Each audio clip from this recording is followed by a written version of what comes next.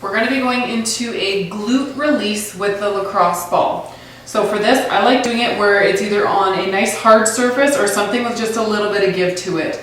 I find that if it's on top of the block, then you might be falling off the block. So make sure you have a nice broad surface that you can work with the lacrosse ball.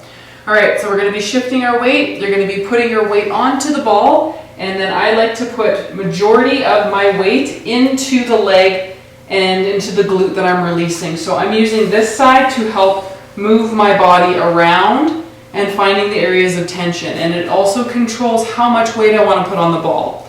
So we're going to be going, I like to go all the way along, finding my sacrum, going up and down where the sacrum is. You want to find those areas of tension, going back and forth, up and down on them, going all the way around. Don't forget, you also want to hit all the way up to the iliac crest and going a little bit more anterior because we have our glute med here. You really want to hit up your glute med.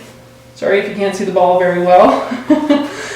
And then again, we're going to go up and down, back and forth along the entire length of the glutes.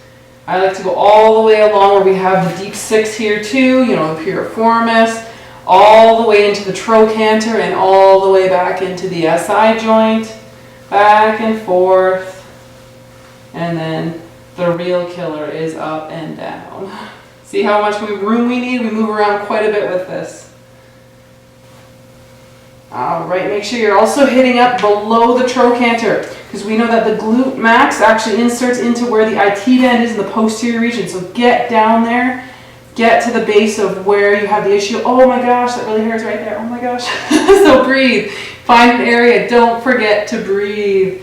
Back and forth, up and down. Hit the entire gluteal muscles.